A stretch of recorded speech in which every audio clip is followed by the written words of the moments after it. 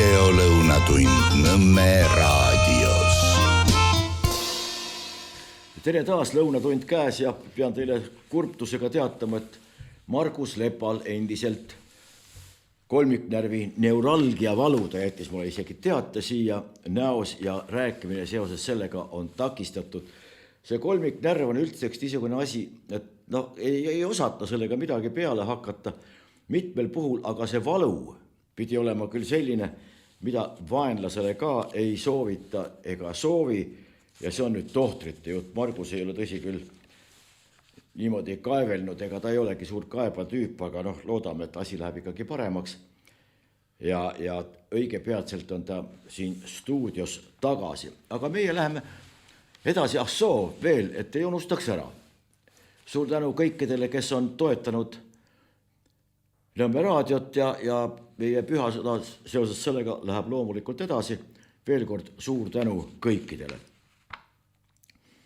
Aga võtaks nüüd järjest neid pealkirju, mis on vahepeal tekitanud mingisuguseid mõtteid või tundeid ja ette loeme need siin ainsa eesmärgiga, et äkki teil ka tekib seoses sellega mingisugused mõtteid, tuleb midagi äkki meelde või tekib tahtmine midagi natukene sügavamalt uurida või laiemalt teada saada. See oleks muide väga tore.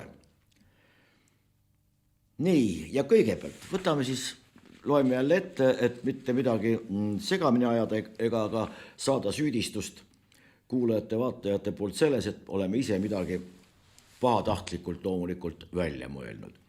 Eestikeelne kõrgharidus on mõnes valdkonnas järjest suurema surve all. Osas neist tuleks kaaluda eestikeelsest õppest loobumist. Kuigi riik on seadnud eesmärgi säilitada eestikeelset kõrgharidust, on osa erialadest muutunud aasta-aastalt aina rahvusvahelisemaks. Eestikeelsete õppejõudude juurdekasvu vähesus, noorteadlastest õppejõudude ülekoormatus ja välismaise taustaga doktorandide arvu kasv ohustab osades valdkondades eestikeelse õppe jätkusuutlikkust. Siin lõpus on muide öeldud korralikult eestikeelse õppe. Aga mis tähendab jätkusuutlikkust? Ütleks eesti keeles välja eestikeelse õppe jätkumist kui sellist üleüldse. Mis asi on see jätkusuutlikkus?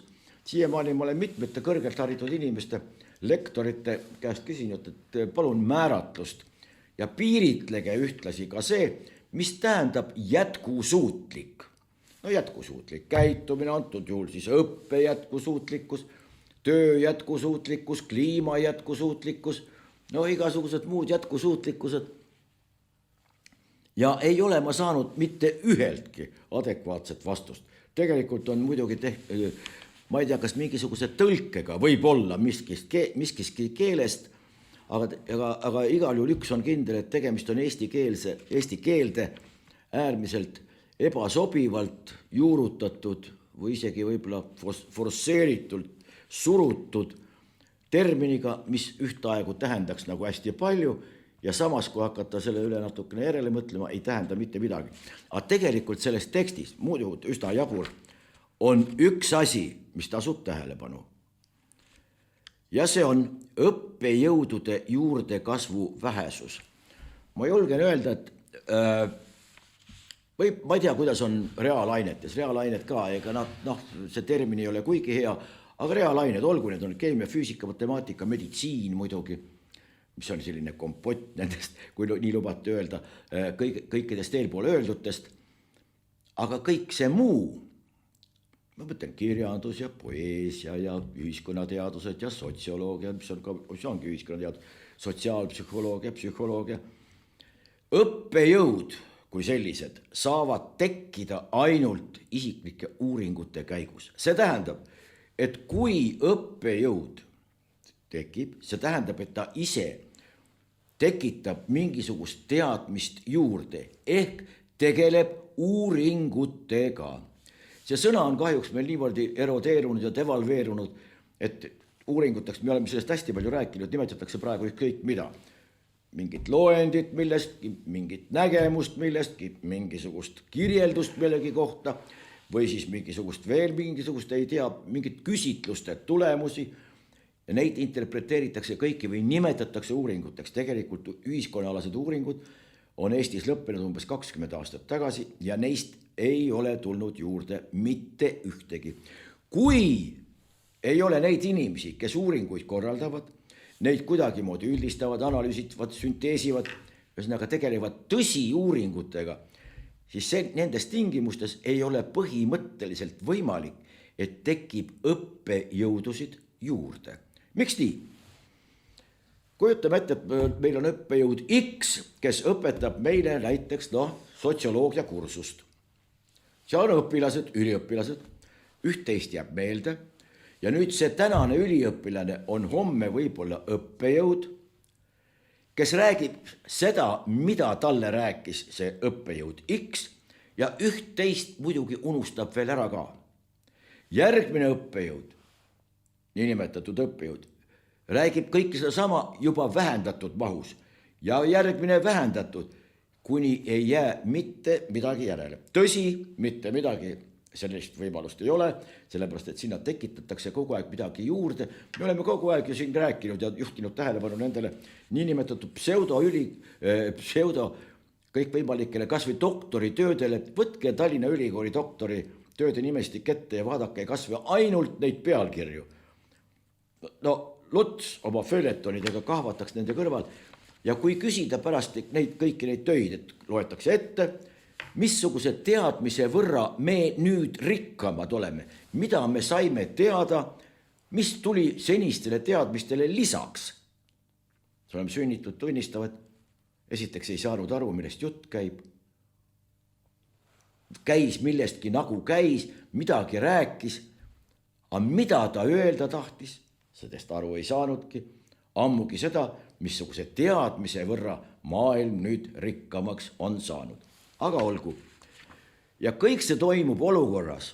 Tuletame korraks meelde. Repetitio est mater studiorum ehk kordamine on õppimise ema. See toimub kõik praegu meil olukorras, kus haridusministriks on Kristina Kallas. Tuletame meelde, mida ta öelnud on.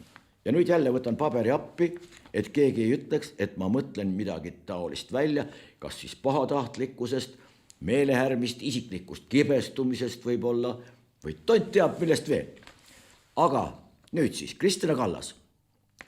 Etnilisuse väljaviimine poliitilisest ruumist ei tähenda seda, et etnilisus tuleks koju kappi ära peita. Etnilisus tuleks privaatsfääri üle viia ja võimaldada vabalt ka selle esitlemist avalikus ruumis indiviidi tasandil. Kuid riik peaks olema mitte etniline, vaid poliitiline nähtus. Eesti riigi ülesandeks ei peaks olema eestlaste heaolu tagamine, nende identiteedi ja keele toetamine, vaid kõigi Eestis elavate inimeste turvalisuse tagamine ja elatustaseme tõstmine. Eesti keel on sellises poliitilises ruumis ühine suhtluskeel, mitte ühe konkreetse kogukonna privilegeeritud keel. Eesti keele tähendus peab muutuma kogukonna identiteedi aluseks olevast keelest Eesti riigi keeleks. Eesti kultuur peab integreerima elemente kõikide elanike sümbolitest, representatsioonidest ja väärtustest. Eestlastele jäägu nende pastlad ja kannel ja tõde ja õigus, kuid ka Andrei Ivanov on Eesti kultuur ja Eesti kultuuri saab väljendada vene keeles nii kirjanduses kui ka laulupidudel. Mõelge selle peale ja natukene veel raputame terpentiini sellele veritsevale hemorroidikesele veel. Kristina Kallas. Eestit on mõjutanud tugevasti Euroopa trendid, kuna juba Euroopa Liiduga liitumise perioodil oli üheks tingimuseks Euroopas valitsevate vähemuste õiguste ülevõtmine. Kuid kuna Euroopa ise on oma rahvuspoliitikaga umbteel, ei õpi me just õigest õpikust. Selle asemel, et püüda kopeerida vana Euroopa rahvusriikide arengumustrit, võiks Eesti vaadata näiteks Singapuri ja Malaisia poole. Nende kahe riigi puhul on tegemist küll mitte parimate näidetega demokraatia osas, kuid mõlemad on postkolonialistlikud, mitmerahvuselise tugeva majanduse ja kõrge elustandardiga riigid. Neilt on mida õppida rahvus, aga ka rändepoliitika osas, nii nagu Singapur peaks ka Eesti vältima identiteedipoliitikat halvas mõttes. Seda, et poliitikud mängivad oma valijate etnilisuse kuuluvusega. Etnilisus tuleks riigi alusdokumentidest välja võtta või siis ümber sõnastada. Nii et ei mingit Eesti rahvusriiki, mis võtate praegu nüüd ilusti lähete, kui teil riiulis on, võtate Eesti Vabariigi põhiseaduse, vaikselt hommiku hämaruses, praegu on väga hea toimetada, enamus aeg on pime, viite selle kas taaskasutusse, põletate ära, ei põletada vist ei tohigi avalikus kohas, salaja põletate ära ja unustate, et selline asi üldse olemas olnud. Seda muide rääkis, mida ma enne nüüd ette lugesin, seda on rääkinud Kristjan Kallas, kes on millegipärast Eesti Vabariigi haridusminister. Aga jätkame samal teemal. Uus riigigümnaasium õpetab matemaatikat oma suva järgi ja ainekavata. Õpetajad lahkuvad järjest, õpilased tunnevad, et neid on petetud. Uus riigigümnaasium õpetab matemaatikat. Selles lauses on õige mitu viga. Kõigepealt riigigümnaasium ei õpeta mitte midagi ega kedagi, vaid õpetavad, kui õpetavad, siis siiski õpetajad. Või keegi tuttav, või kaasõpilane, sõber, muuseumitöötaja, miks mitte ka näitleja, teatrilaval, ükskõik kes. Nii et riigigümnaasium ei õpeta, õpetavad inimesed. See on subjekti ja objekti vahekord. Nüüd õpetab matemaatikat. Matemaatikat ei ole mõtet õpetada. Matemaatika ei õpi mitte midagi. Samuti ei ole mõtet õpetada inglise keelt ega eesti keelt ega keemiat ja ma ei tea, mingisuguseid aineid veel, sellepärast et need ained ei õpi mitte midagi. Mõtet on õpetada õpilast. Täpselt samamoodi nagu haiguste ravimine on ka üsna tulutu tegevus ja mõttetu. Kui siis ravida, siis ma kujutan ette, et patsient on see, keda võiks ravida ja kui ta saab terveks, on rõõmus nii doktor kui ka patsient. Niisiis, aga teine asi, mis siit veel välja tuleb, tasuks tähelepanu juhtida, et alles hiljaaegu see ju oli, kui õppeainete sisu koolist üldse ära kadus. Iga kool vaatab ise, mida, kuidas, mismoodi, mis ulatuses, mis mahus. Ja nii, ühtluskool meil ammu juba kui selline kadunud. Ja siis, aga mida sa sellest süsteemist siis tahad? Eesmärke pole kehtestatud, õppeainete sisu ei ole. Tuletan meelde siin, mis on ju igale ühele selge, et kui meil on teada õppe sisu, ehk siis mida õpetatakse, mis mahus, siis tuleb sealt vastavalt ka loogiline ju, et ka metoodika, kuidas me seda teeme. Metoodika ilma sisuta on mõttetu ja sisu ilma metoodikata täpselt samamoodi. Aga meil on juba mõningad aastad, kui seda õppe sisu enam määratletud, ei ole, kõik talitavad oma tahtsi ja siis pole imestada siin midagi, et õpilased tunnevad, need, kes ärksamad, et neid on petetud. Nad tulevad õhinal kooli ja siis selgub, et seal on omavahel riidlevad õpetajad, ametnikud, õppealajuhatajad, direktorid, kellel igal ühel oma mingisugune lehm ojas kuskil. Muidugi tunduvad, et on petetud, aga efekt on hoopis teistsugune. Usk tagasi kooli tulema on väga, väga raske. Seis on tõepoolest väga halb ja halveneb aina. Nii ütles selle kohta üks austusväärne õpetlane. Kõikjal, tasub meeles pidada, kõikjal, kus domineerib põhjendamatu autoriteedi struktuur, hakkab vohama bürokraatia, süveneb hoolimatus, tigedus, kõlbeline rodevus, juhtkonna valelikkus, laguneb ühiskonna sidusus, usk enesesse, teistesse ja ka tulevikku. Eesti on üleni kriisieelses seisundis. Paraku ei ole sellist kohtagi, kus suudetaks rahuldavaks peetava süsteemsusega analüüsida olusid, olukorda ja situatsiooni selleks, et avastada ja sõnastada ja avalikustada loomulikult lagunemise põhjused. Iga liiki pahedega tegelemine, nendest rääkimine ja ahastaminegi ei ole viinud ega ei vii ka mitte kuskile. Ja nii muide ongi tegelikult, võtate kas või majanduses olukord on kehv, siis majandusega tegelemine ei vii mitte kuskile. Vaja on kõigepealt avastada põhjused need sõnastada ja avalikult välja öelda, mis on tinginud sellise olukorra, nagu millest me praegu oleme. Ja miks see kõik on niimoodi juhtunud?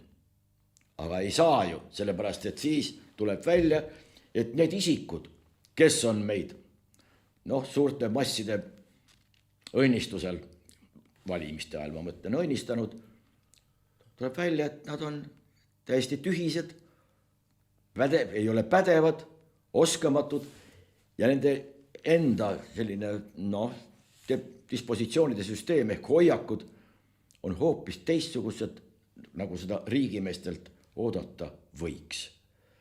Tuleb avastada, sõnastada põhjused. Pärast seda on alles võimalik hakata midagi ette võtma kujunenud olukorra kas parandamiseks, vigade vältimiseks, uute meetodite väljakujunemiseks, hindamiskriteeriumide korrastamiseks ja nii edasi. Aga olgu pealegi. Elise Rohtmets ütleb, uskumatu, aga ta on feministeeriumi huvikaitsja, selline ametikoht on olemas. Feministeeriumi huvikaitsja. Muide, nad on riiklikul ülalpidamisel, kõik võimalike fondide ülalpidamisel tunnevad ennast suurepäraselt ja rahapuudust neid ei kollita. Ja siis see huvikaitsja ütleb niimoodi. Peksa tahad saada, aga seksida, kaasaegne arusaam seksuaalvägivallast peab jõudma seadusesse. Kaasaegne arusaam seksuaalvägivallast. Missugune see vana arusaam ja missugune see uus arusaam? No ei tea, aga nüüd ta täpsustab, see on suurepärane. Filmidest näidatav vägivallatsemine on haruldane, vaikimine ja vastupanu puudumine aga norm. Filmidest ainult vägivalda näidataksegi, vägivallatsemisega on seotud iga film, praktiliselt iga film, alates maimikutele, pisikestele lastele mõeldud multifilmidest kuni kõikvõimalikele, kõik muule publikule mõeldud filmideni välja. Seal on ainult pead lendavadki, veri lendab, kusjuures kaader vahetub iga 2 sekundi tagant, nii et näiteks lapsed, nad ei jõua ka millelegi pühenduda, nende peas tekivadki kollaas, sealt tekib see, et inimene ei suuda süveneda ja kõik tekstid, mis on rohkem kui pool A4, ei ole enam vastuvõetavad, ei ole loetavad, ei ole arusaadavad, ei ole hoomatavad, sellepärast, et see vajaks natukene tähelepanu, see vajaks süvenemist, see vajaks fokusseerimist, ei ole suutelised, aga olgu. Ja nüüd vaikimine ja vastupanu puudumine on norm. Miks inimene võtab enda järgi? See tähendab, et siin on kogu aeg niimoodi olnud, alati on keegi tulnud võõrvallutaja, alati on aetud huurakile, olge head, vaselinipurk on paremas või vasakus käes, vastavalt sellele, kumb käeline te olete, ja olge hea vallutaja, hakake pihta. Ellujäämisinstinkt soovitab tugevamale mitte vastu hakata ja vastu hakkavad ohvrid saavadki sagedamini vigastusi. Ühesõnaga pole vaja vastu hakata, siis see põhjustab vigastusi.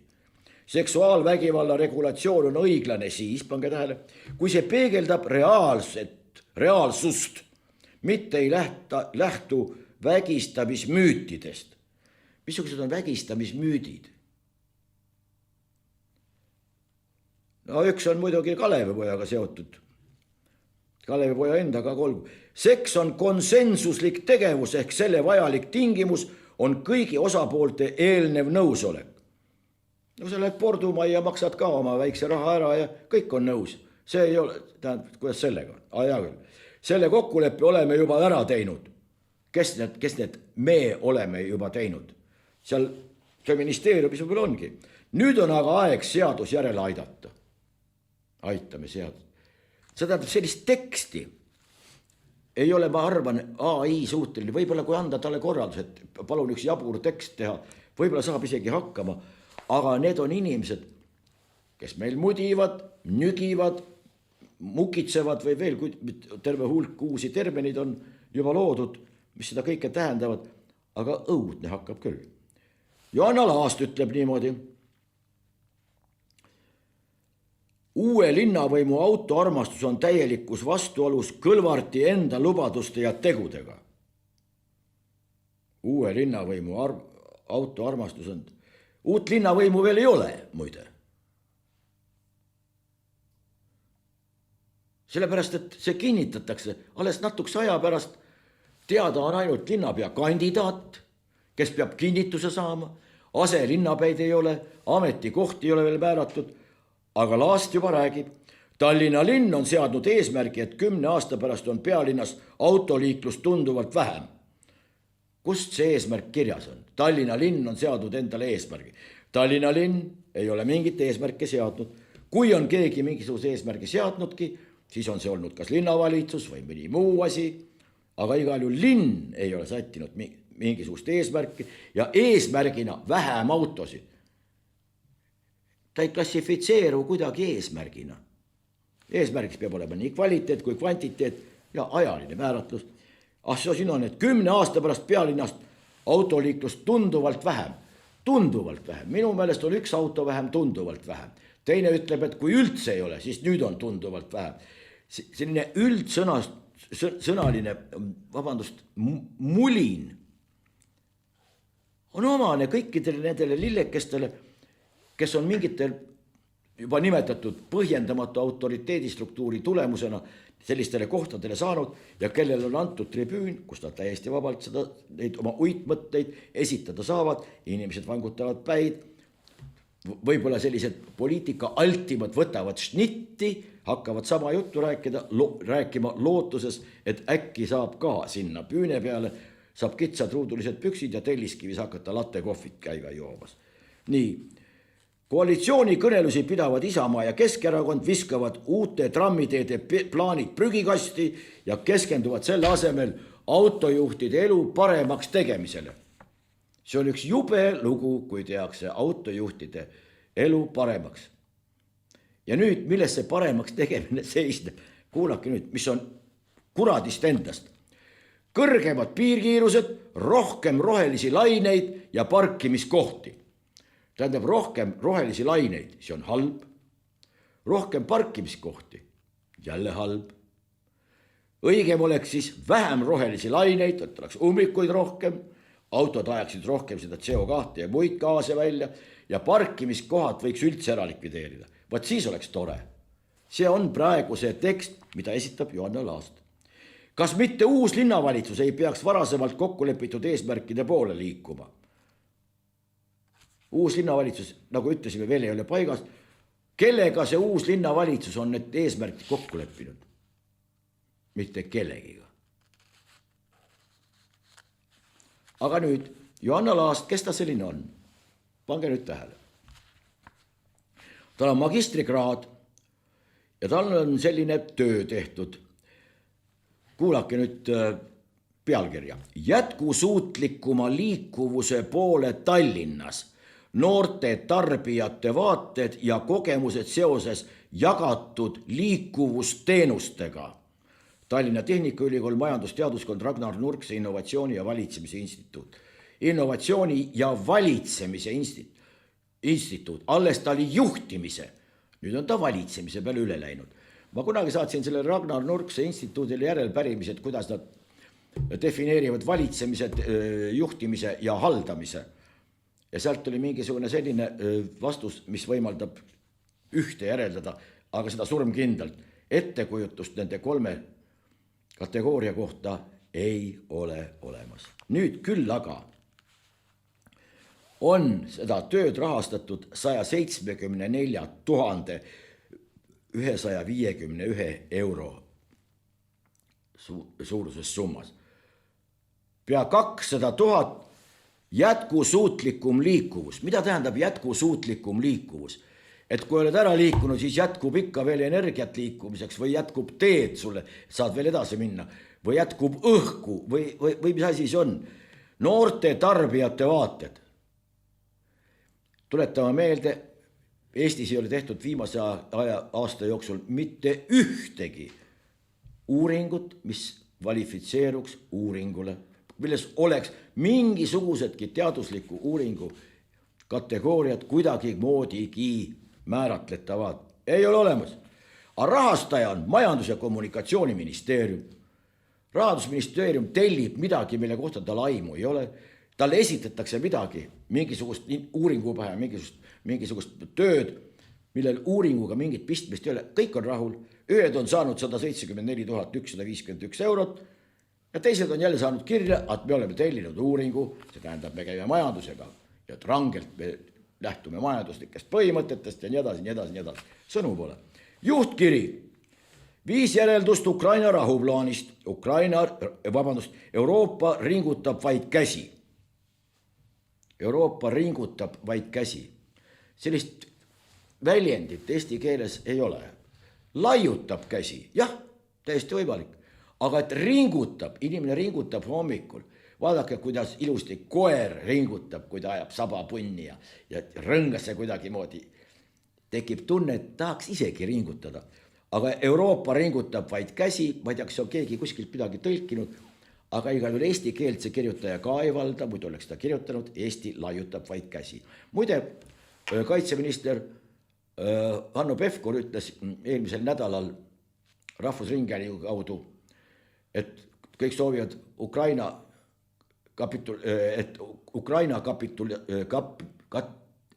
kapitaliseeruks.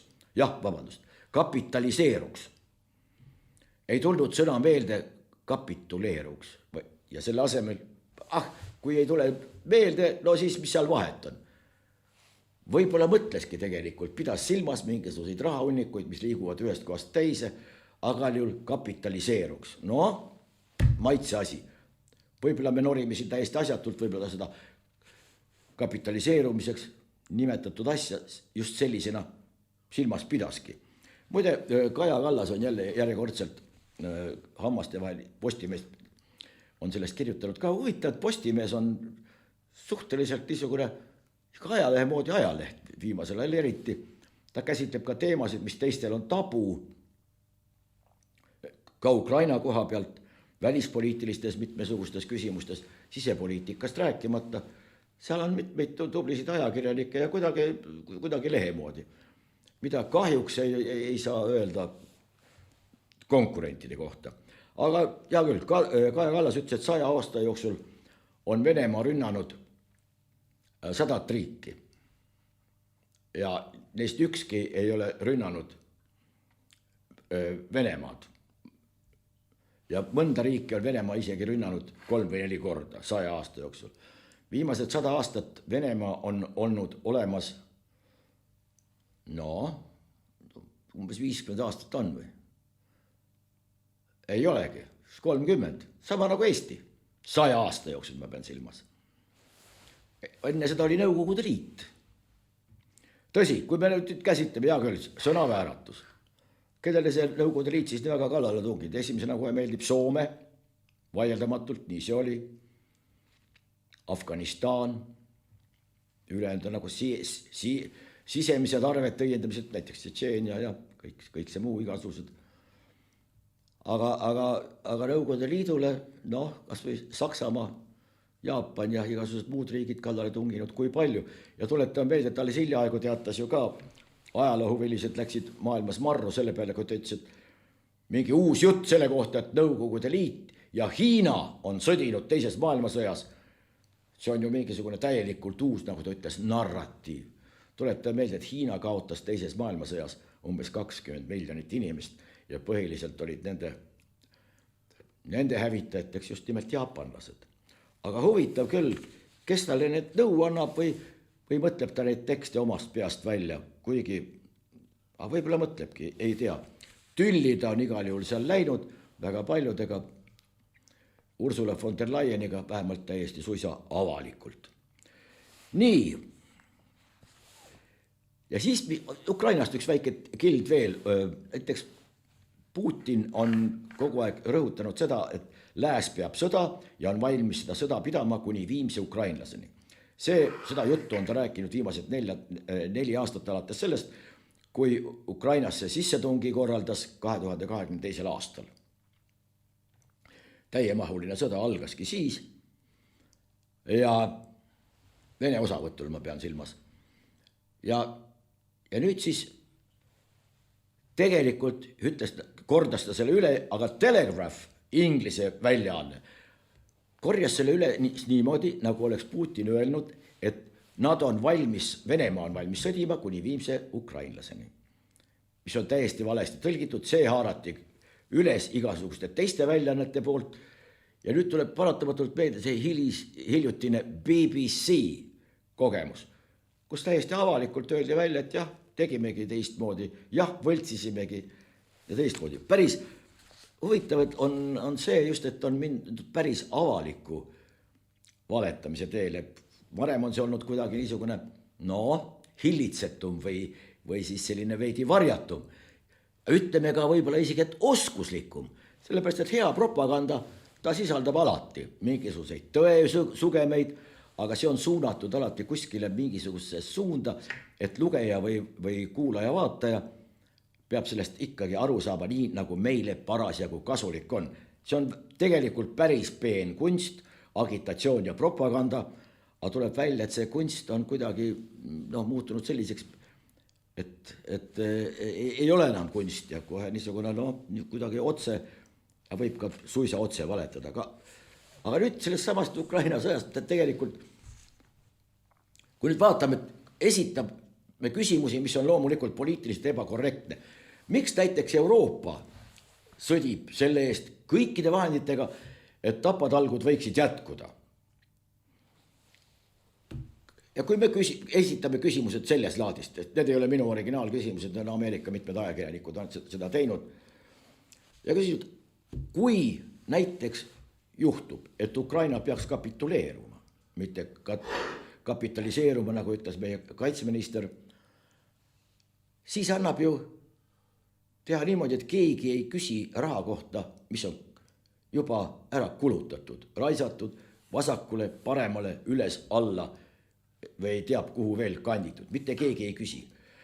Siis ei tule loomulikult Euroopal hakata mõtlema selle peale, kuidas nüüd hakata kõike seda taastama, üles ehitama ja võib-olla veel mingisuguseid kulutusi tegema. Ehkki ülesehitustöö on mitmetel puhkudel enam kui kasulik. Võtame kas või Marshalli plaani omaaegse, siis anti ju Euroopale rahad taastumiseks, aga täpselt anti sinna, kuhu vaja, anti sinna, kuhu peeti vajalikuks anda ja mitte, et sa ei raiska nii, nagu sa seda ise arvad või kuluta raha sinna, kus sul seda kõige rohkem vaja on. Ei, kuhu sulle öeldakse, sinna seda annabki. Ja neid küsimusi on veel ja veel ja veel, need on siiamaani vastamata, aga me ei võta siin loomulikult seisukohta nii, naa või kolmat moodi. Me lihtsalt oleme praegu vaatama, nagu õpetlane oma Petri tassi kohal, kes vaatab, kuidas järjekordne mingisugune preparaat seal käitub, kas need bakterid hakkasid paljunema, surid maha, jäid esialgsesse staadiumisse või kuidas nad homme mikroskoobi all välja näevad. Aga olgu, muidugi siin on üks aspekt veel, mida rõhutatakse, et kui Venemaa peaks selle sõja kuidagi moodi sõjaliselt võitma, siis on üks lootus ka see, et ta kukub kokku, kui ta hakkab kõike seda taastama. See läheb lihtsalt niivõrd kalliks, et Venemaal lihtsalt selle jaoks raha enam ei jätku. No mine tea. Nii, Eurokomisjon arutab abi küsimust, see on tähelepanu väärne, see on ajakirjast Politico, mida meil armastatakse tsiteerida ja mis on otse kui kosser, see tähendab, et kõlbulik just nimelt tsiteerimiseks ja me tsiteerime sealt. Eurokomisjon arutab abi küsimust Balti riikidele ja Soomele 2026. aastal tänu sellele, et Balti riigid Eesti, Läti, Leedu ja Soome on kõige enam kannatanud tänu Venemaale kehtestatud sanktsioonidele. Loogika ütles, et kui Venemaale kehtestatakse sanktsioonid, siis Venemaa kannatab nende all kõige rohkem. Nüüd on Venemaale kehtestatud sanktsioonid ja tuleb välja, et nende käes on kõige rohkem kannatanud, millegipärast Eesti, Läti, Leedu ja nüüd takka pihta Soome ka. No eks näeb, kas eraldatakse raha, kas antakse või ei anta ja kui antakse, siis mis mahus ja kuidas see jaotus toimub. Nii, Leedu kohus mõistis Vene luure käsul mööblipoe süüdanud Ukraina nooruki vangi. Seoses sellega oli Poola ajakirjanikus, mis Polska kirjutatud sellest, väike nupukil oli, tuleb kellegi äkki meelde, et hiljaaegu toimus Poola raudteel diversiooniakt, mida meil nimetatakse millegipärast sabotaažiaktiks. nagu meil ei tehtaks enam vahet diversioonil ja sabotaažil. Need on kaks ise asja.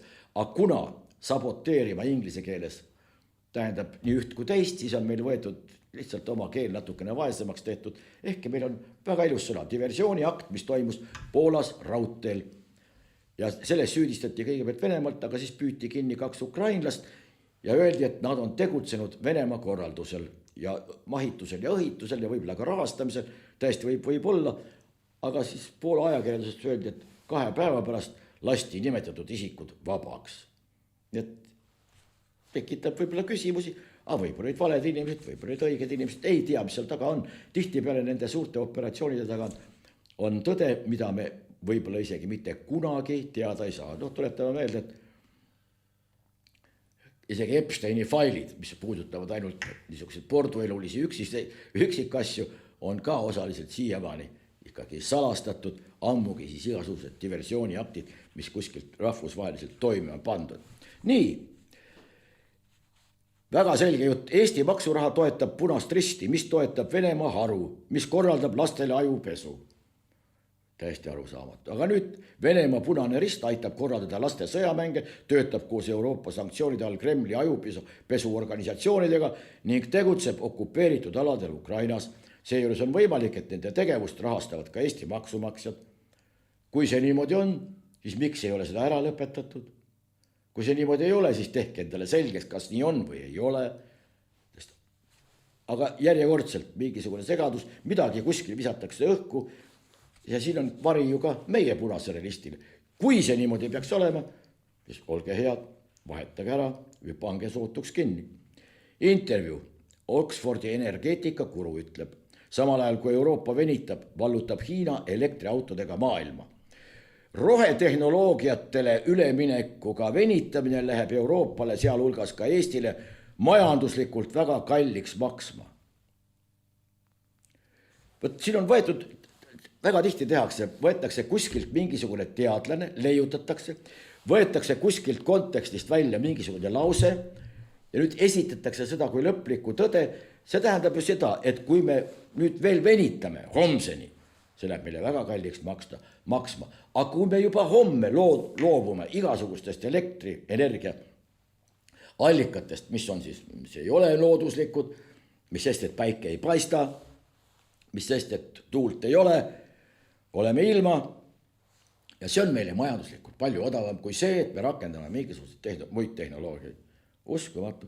Aga kuna Oxfordist tuleb, siis kõik peavad hakkama juba värisema eelnevalt ja ütlevad, no loomulikult. Olgu, kodanikupäev, Maarja-Liisa Kapaun ütleb niimoodi. Ärge unustage karjumismaitselises tuulikuvõitluses muid väärtusi. Ärge unustage karjumismaitselises tuulikuvõitluses muid väärtusi. Mis asjad on need muud väärtused? Kodanikuks ei tee meid pass, vaid panus ühiskonna tervise ja väärtuste hoidmisse. Täiesti arusaamatu. Aga kes ta on? Vabaühenduste Liidu huvikaitse spetsialist. Ja nüüd küsin, kallid sõbrad, mis te arvate, kui palju on nendele geeniustele raha antud? See on siis Vabaühenduste Liit, kus tuleb sellist tarkust. 1,6 miljardit on sinna eelmisel aastal sisse köetud riigi raha. Ja tänu sellele tulevad siis hoopiski pass, see ei tähenda mitte midagi, vaid tähendab panus, siis antakse võib-olla mingi paber selline või mingisugune digidokument selle kohta, et mina olen panustanud ühiskonna tervisesse ja väärtustesse 3 kilo, 5 ühiskondlik kasulikku tundi või mida, ja passi polegi enam vaja. Uskumatu, aga nii käib. Muide, vahepeal on kõvasti sõna võetud selle üle ka, et Pfizeri ex-juht, ei mäletagi, mis ta nimi oli, on see kirjas siin ka, aga olgu, see nimi ei ütle teile ilmselt mitte midagi, on öelnud, et tegelikult kogu see COVID-i pandeemia ei ole mitte midagi muud kui üks suur bluff, aga selle käigu saeti kokku nii ja nii palju miljardeid. Me ei võta siin seisukohta taas, vaid ütleme, et ex-Pfizeri boss, mis ta nimi on? Dennis Rancourt, Dennis Rancourt on öelnud seda, et miljardeid on teenitud ja tegelikult on teenitud seda bluffi ringi ajades. Maria Jufereva-Skuratovski, kas kellelegi ütleb see nimi midagi? Tegemist on rahvasaadikuga, kes alles hiljaaegu oli Keskerakonnas ja nüüd on Reformierakonnas. Ja tema ütleb niimoodi, kui Kovalenko-Kõlvart Bessedini juhtumise uurimise juhtimisest ei taandu, ei saa me kunagi teada kogu tõde. Kovalenko-Kõlvart on erikomisjonis. Tema uurimise juhtimisest. Kovalenko-Kõlvart ei ole mingisugust uurimist juhtimas. Ja alles siis, kui ta taandub, siis saame me teada kogu tõe. Uskumatu. Aga kes on Maria Jufereva-Skuratovski? See on nüüd hakanud suuremaks eestlasest kui kõik eestlased kokku. Aga nendelt tulebki tavaliselt sellist juttu, sellepärast, et siin on see kognitiivne dissonants, räägime sellest kunagi teist korda. Keegi Bogdan Janakov.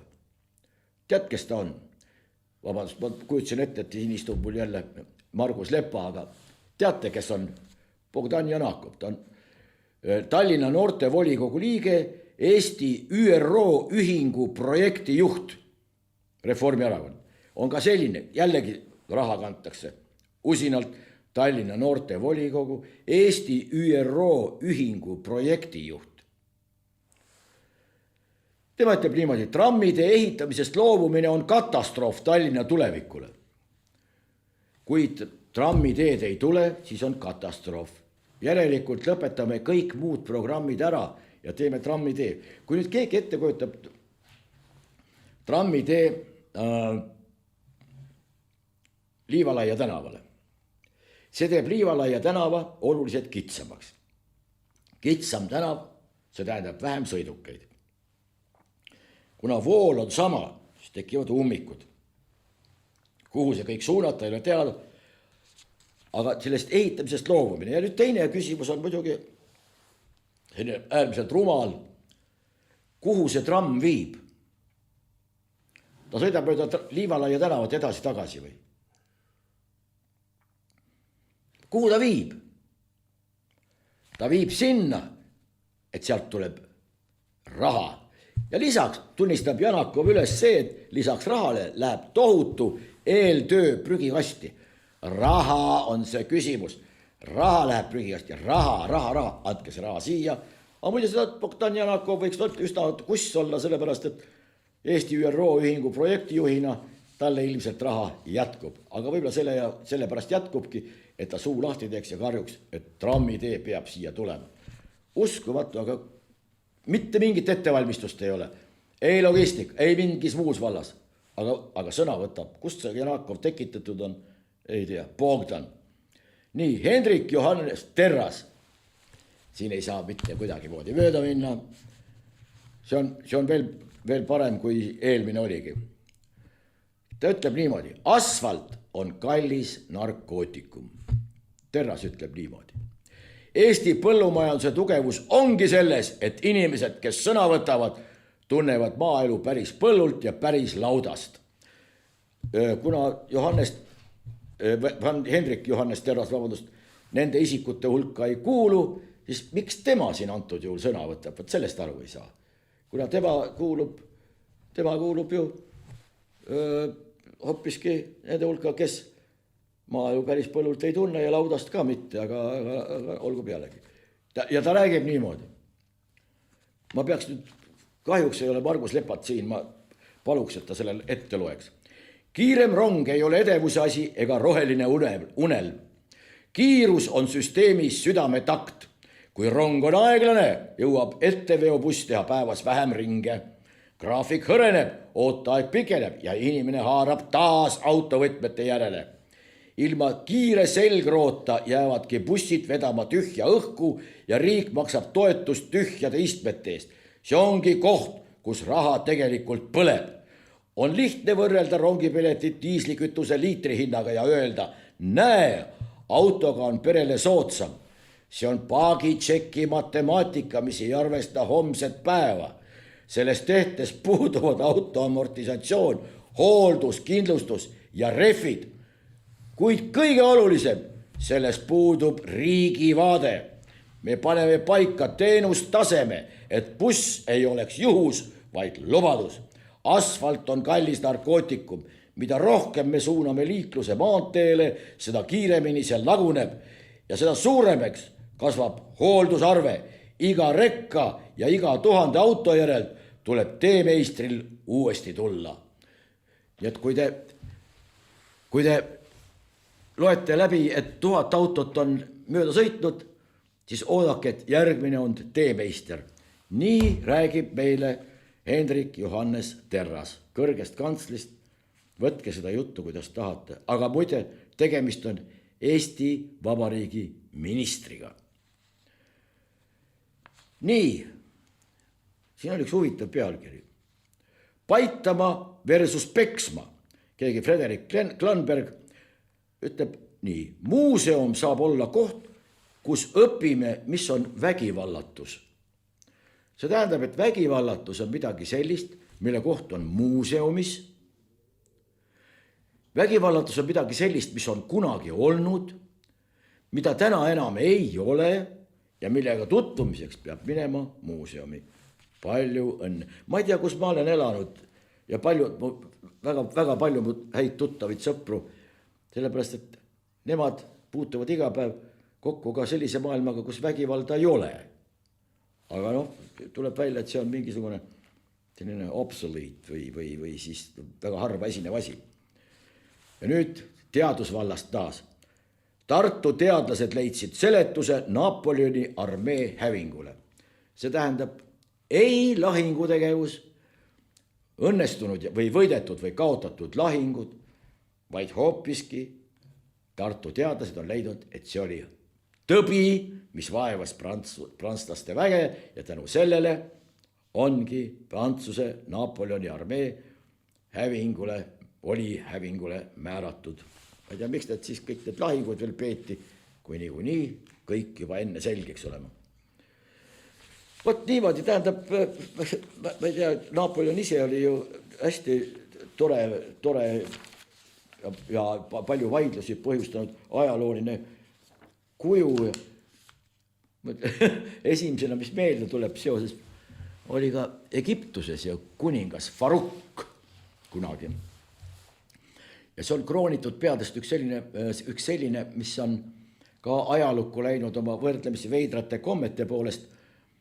Ta kohtus kunagi Winston Churchilliga ja sellest on tehtud pilt hämmastavalt palju ütlev, kus Winston Churchill, mitte tal ei ole nägu krimpsus või kuidagi, aga pahameel või selline pahameel ja üllatus või nende segu on tema näolt täiesti selgelt loetav ja selline lõbus Faruk, kuningas Faruk ta kõrval. Pilt on tehtud hetkel, kui Winston Churchill sai teada, et Faruk on varastanud ta taskukella. Faruk oli nimelt mees, kes igal võimalikul juhul kuskilt midagi varastas ja kõik teadsid, et ta selline ongi ja pärast, kui ta kuskilt hakkas minema, öeldi vaikselt, et äkki paned tagasi. No ja ta siis panigi tagasi. Aga ta oli omal ajal vaieldamatult kuninglikest või kroonitud peadest maailmas üks kõige selline handsome, inglise keeles nimetatakse, mis on kena, võluv, veetlevam ja selline vaieldamatult ta oma välimuselt selline oligi. Samal ajal tema rohkearvulised pruudid kõik kaebasid, et armuasjades pidi ta olema väga saamatu ja ta eeldas, et kõik naised on talle võlgu ja peavad tema eest kõik ära tegema. Nii et oli ta selles suhtes ka selline üsna saamatu. Aga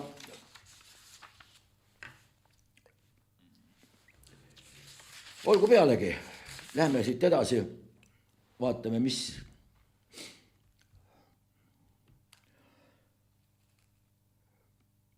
Magnus Piirits ütleb. Kasutage tulumaksuvabastust pensioni kogumiseks. 2 aastaga võib koguneda juba 1 lisakuupalk. Magnus Piirits on Sotsiaalministeeriumi sotsiaalkindlustuse majandusekspert. ja 2026. aastast kehtib kõigile ühtne tulumaksuvabastus 700 eurot kuus. See tähendab, et suurem teise samba sissemaksa enamasti palka ei vähenda, kuid kasvatab samas tuleviku pensioni summat. Kui sa maksad oma palgast rohkem teise sambasse, siis kuidas on võimalik, et sinu teise samba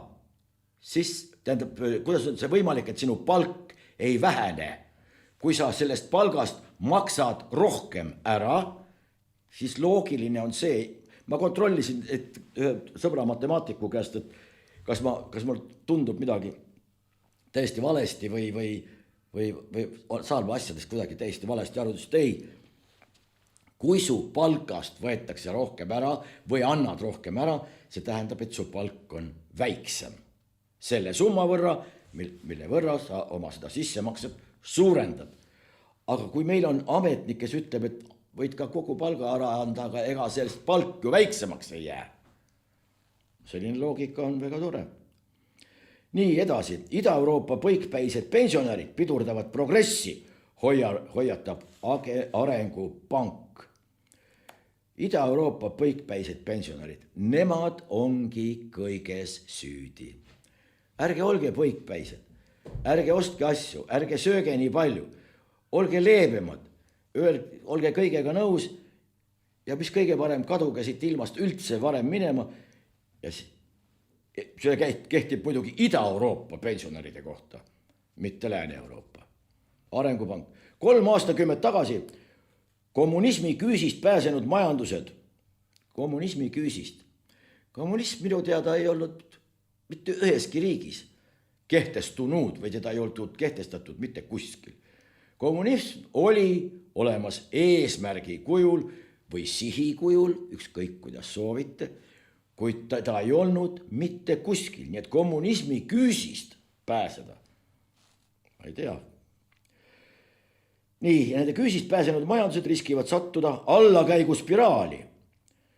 Kui eakamad valijad ja poliitilised juhid välistavad muudatused, mis on vajalikud korvamaks elanikkonna vananemisest tulenevat lööki majanduskasvule, hoiatas Euroopa Rekonstruktsiooni Arengupank.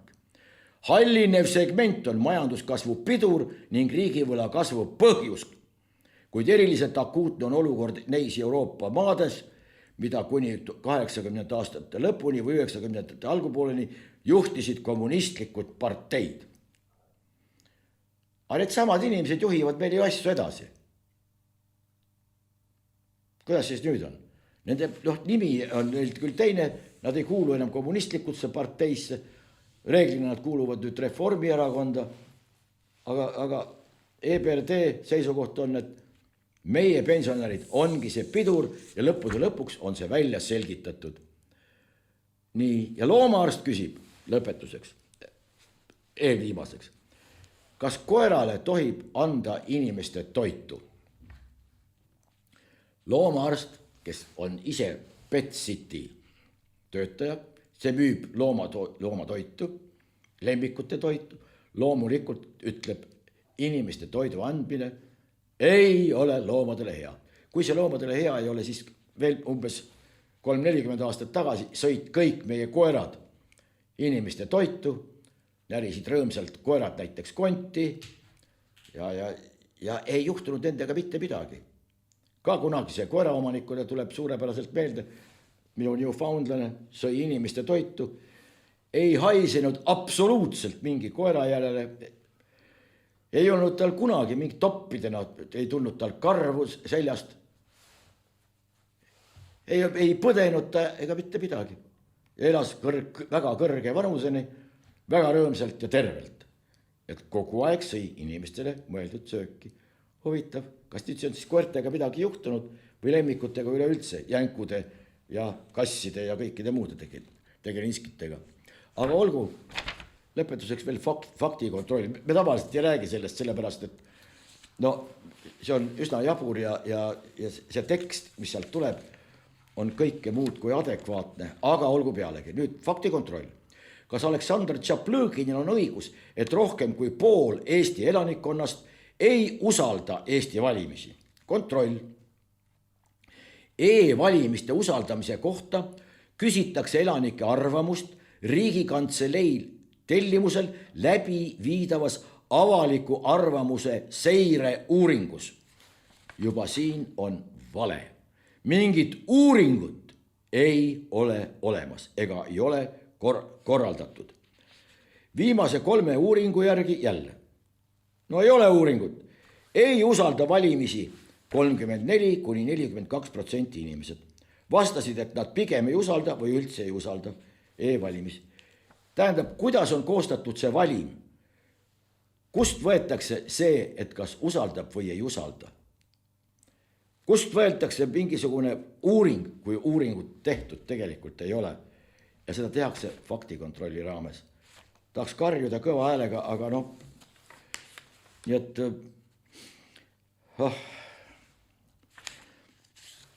aga noh, ka Faruk muide, mille käest enne juttu oli. Pärast seda, kui ta ära suri, parandas ta maailmale, lisaks selle rohkearvulised sellised legendid temast, midagi materiaalset ka, temast jäi maailma maha, suurim pornofilmide ja pornopiltide kogu, mis siiamaani kunagi ilmsiks on tulnud.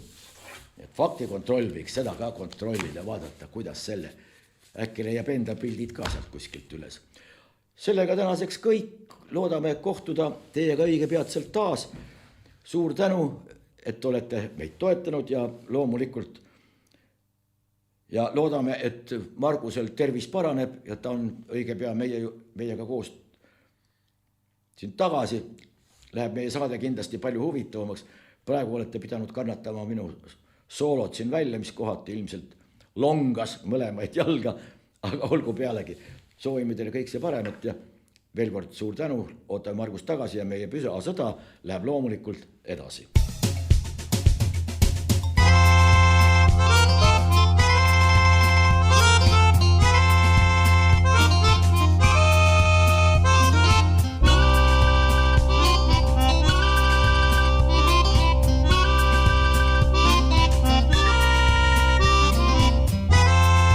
Saade on salvestatud 2025. aastal.